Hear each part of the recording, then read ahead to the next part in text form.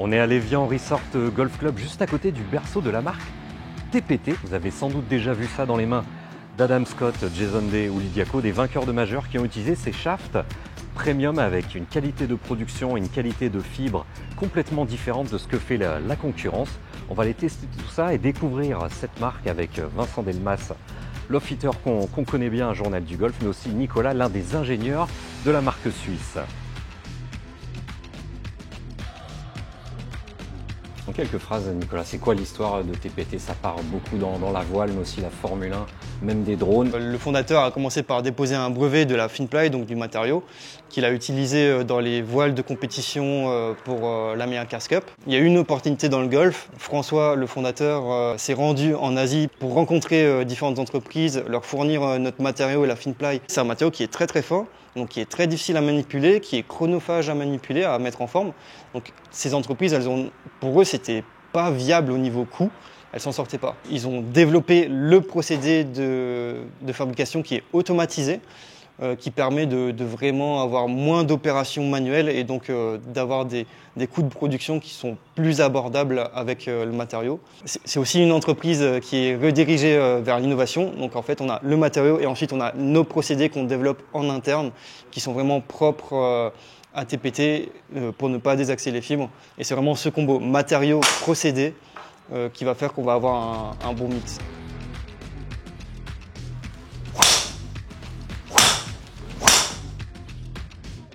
Bon Vincent, on a testé 5-6 shafts TPT.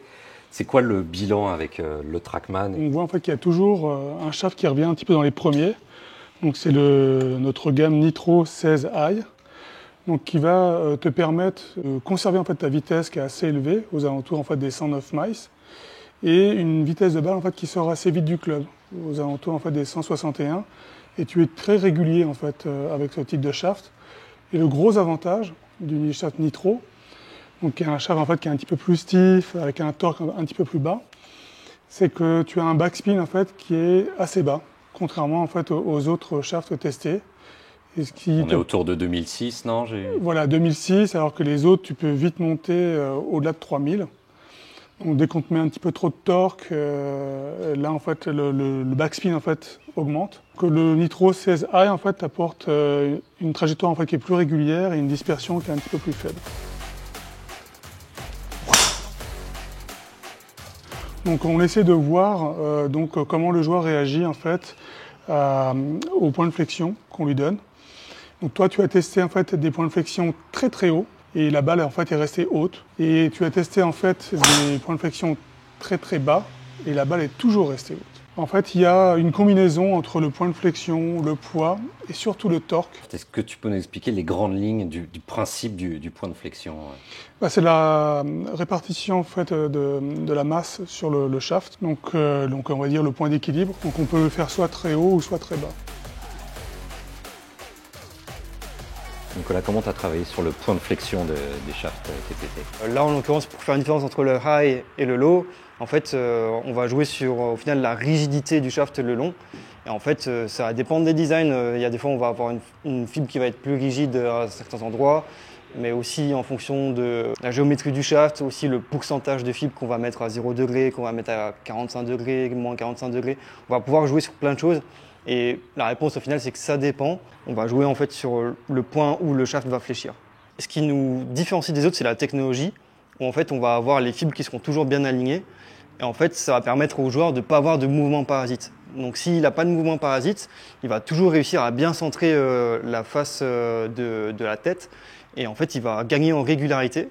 Et s'il gagne en régularité, c'est-à-dire qu'il va pouvoir jouer un shaft qui va être plus léger, un peu plus souple que ce qu'il a l'habitude de jouer. Et au final, il va pouvoir gagner en distance, mais vu qu'on n'a pas de mouvement parasite, il va aussi resserrer sa dispersion.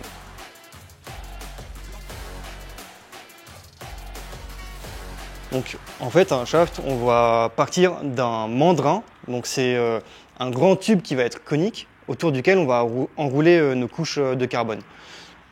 Ici, c'est illustré donc, par mon cône, qui est mon mandrin, et puis ma feuille de graphite, où on a des fibres à 0 degré qui sont matérialisées par des lignes blanches. Donc, en fait, ce qui va se passer chez les concurrents, quand ils vont enrouler de la fibre à 0 degré autour d'un mandrin, vu que le mandrin est conique, on a cette fibre qui au départ est alignée à 0 degré. Quand on va l'enrouler, on voit qu'elle va venir se désaxer. On pourrait un petit peu l'illustrer comme ça. C'est que quand le joueur, quand il va swinger, en fait, il va avoir plein de mouvements parasites comme ceci qui vont se produire. On a un couple torsion et flexion qui intervient. Ces fibres qui sont désaxées ici à environ entre 3 et 6 degrés sur des shafts premium, et ben, sur des shafts TPT, elles vont rester toujours à 0 degré et ça, on est la seule marque à le garantir.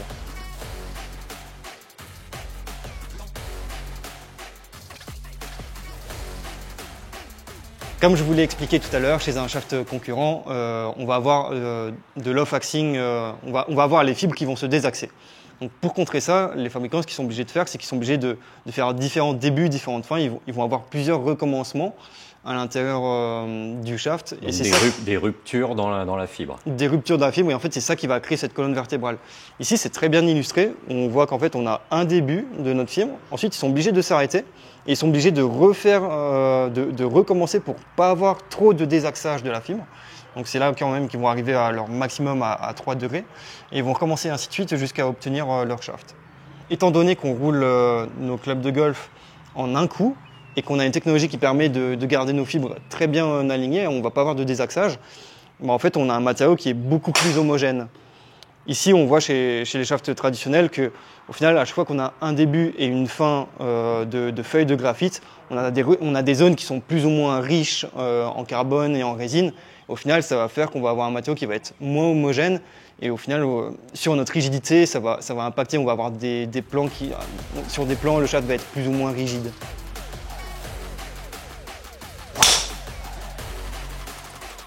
Voilà pour cette découverte de TPT qui, comme vous l'avez bien compris, est complètement à part dans le milieu des manches, en tout cas des manches premium. Un petit feedback, ce que j'ai bien aimé, c'est la stabilité du manche. Même avec un manche plus léger que ce que j'utilise d'habitude et même plus souple, j'ai l'impression d'avoir un manche très stable à l'impact, même sur mes mauvais coups. J'ai l'impression de resserrer, on va dire de trouver plus facilement le sweet spot de mon club et de resserrer l'impact de mes big miss. Comme vous l'avez bien compris, la qualité de production et la qualité de fibre est vraiment propre à cette marque suisse. Ça a un coût entre 380 et environ 700 € de la gamme Power à la gamme Nitro.